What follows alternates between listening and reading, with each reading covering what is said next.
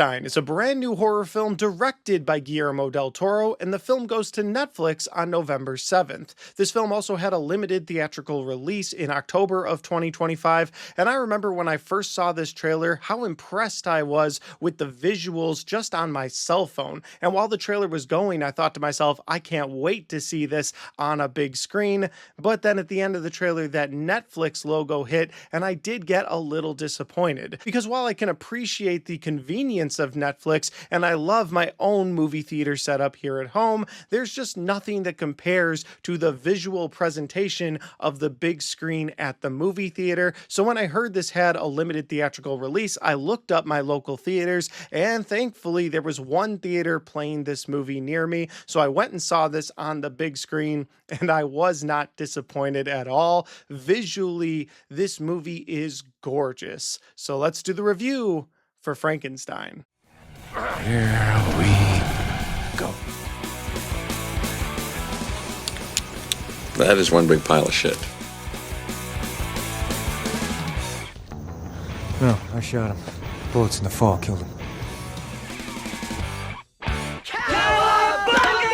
So Frankenstein stars Oscar Isaac as Dr. Victor Frankenstein, and it stars Jacob Elordi as the creature, also known more commonly as the monster, or some people just straight up call that character Frankenstein, and then other people get irritated and they say, no, the doctor's name is Frankenstein, the monster's name is just the monster, and then those people who were just corrected go, well, then why is the movie called Frankenstein when you've got movies like Dracula, The Invisible Man, The Mummy, The Wolfman, and then the next movie they're just going to name after the doctor, they're not going to name it after the monster. And then you've got Hotel Transylvania screwing things up coming in, and with the Frankenstein monster calling him straight up Frank. So I get it, there's some confusion, but at the end of the day, in this movie, he's known as the creature. The movie also stars Christoph Waltz as a very wealthy businessman named Henrik Harlander, and it stars Mia Goth as his daughter, Elizabeth Harlander, who not only plays a love interest to Dr. Victor Frankenstein, but also an emotional interest to the creature. The movie opens up in 1857 as we're introduced to a group of sailors whose ship has gotten stuck in the ice on the way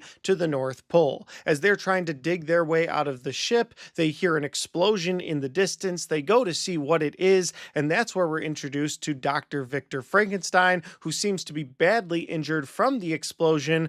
But then, as the camera pans, we see his creation, the monster, coming towards the sailors and towards Victor. The sailors quickly scoop up Victor, rush him to safety on the ship, and then they start firing at the monster. The bullets don't seem to do anything. Somebody tries to use a knife. That doesn't seem to do anything. The monster tears his way through the sailors as he tries to get on board this ship. Now, I won't tell you exactly what happens here, but they are able to outmaneuver the monster for a little bit of time, and during this time, the captain sits down with Victor Frankenstein and asks him, what was that thing and what is your story? Why are you out here running from that thing? And so at that point, we now get the story from Dr. Victor Frankenstein. The story from Victor begins when he was a young boy. You find out that he came from a very wealthy family. However, he had a very harsh upbringing after his mother passed away, and his father would abuse him both physically and mentally to try and prepare him for the world. The father could tell that he had a very scientific mind, and he wanted him to be incredibly smart and to become a doctor. Fast forward several years in his life, and despite the harsh upbringing, he did become a doctor, and he's now in front of a panel explaining to them that he can create life, that God is no longer the only person that can give life. They call him unholy and all kinds of things. They say that this is something that shouldn't be messed with, but there's one onlooker in the crowd of people watching this demonstration that's interested in this, and that is Christoph Waltz's character of Henrik Harlander. Again, I said earlier he was a wealthy businessman. He takes in Dr. Victor Frankenstein, tells him, I will bankroll this entire thing, but I might ask something of you in the future. Victor, wanting to see his experiment through to the end, believing that he can create life, accepts this offer, starts building his laboratory, and starts creating his monster. From there, the story does take the traditional path of Victor Frankenstein creating life, creating this monster, and the monster not being exactly what Victor was hoping that it would be. Now, there are several story elements and some really big twists and turns that happen along the way, but I don't want to spoil things for you guys. This is a non-spoiler review, so I will just say that that is the best synopsis that I can give you for Frankenstein, and if that sounds like a fun time, you should definitely check this movie out when it's available on Netflix. I know I'll be checking this out on opening weekend for Netflix. I can't wait to watch this movie again, and I am going to get into my positives and my negatives for Frankenstein here in a second, but before I do that, if this is the first time you found my channel, well, I would love for you guys to hit that subscribe button, check out all the different content that I have, whether you like movie reviews, Blu-ray talk, or even ranked list videos. I've got a little bit of everything on my channel, and I'd love for you guys to check it out. All right, let's get into my positives and my negatives for Frankenstein.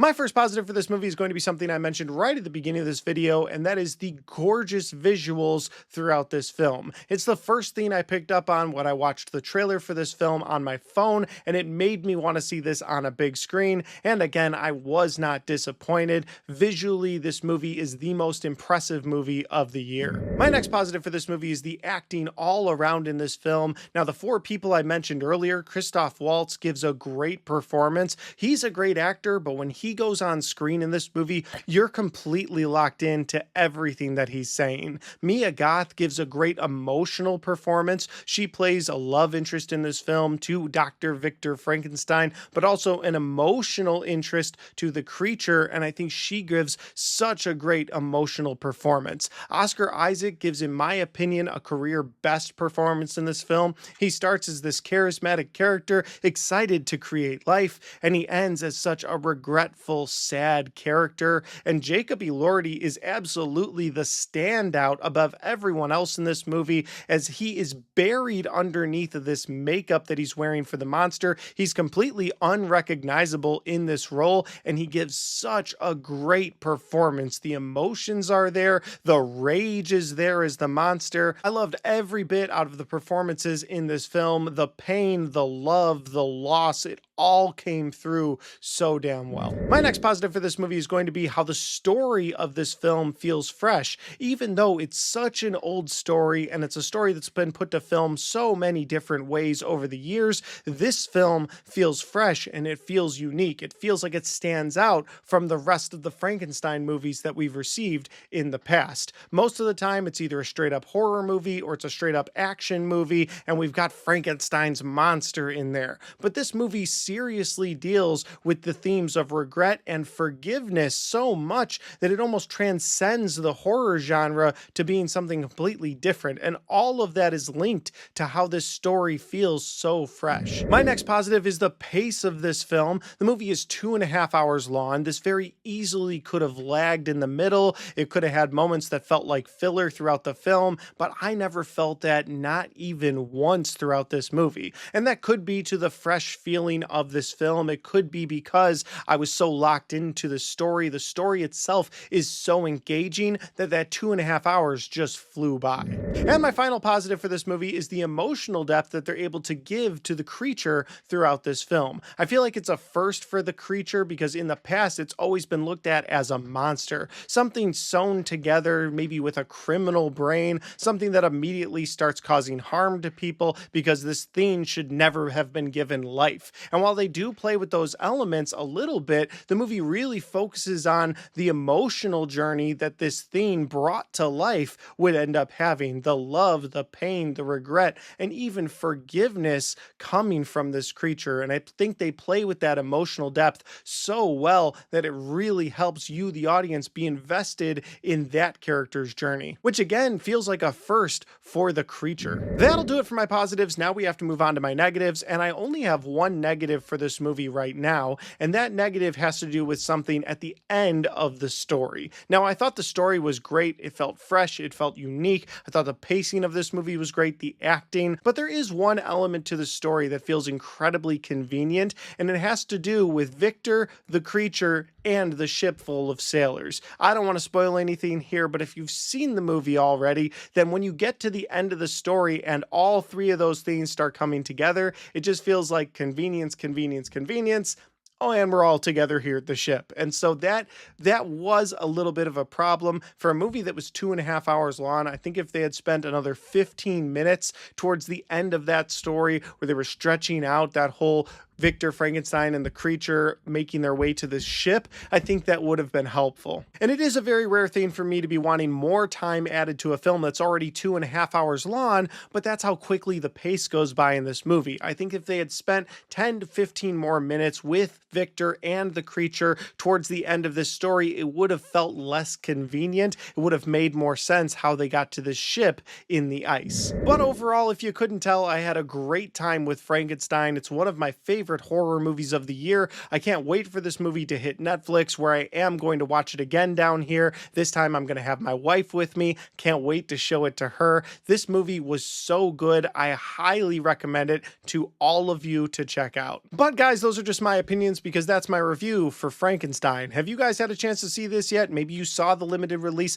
Let me know your thoughts in that comment section down below. And finally, guys, if you like this video, don't forget to hit that like button because it helps the video, it helps the channel, and it helps me right here. Thanks for watching, and I'll see you next time.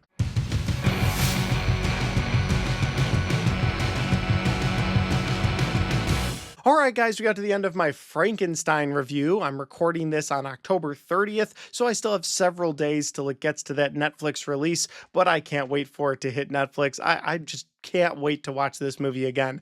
But until then, if you want to check out any of the other content on my channel, well, I've got all of my horror movie reviews right there, and I've got all of my 2025 movie reviews right there.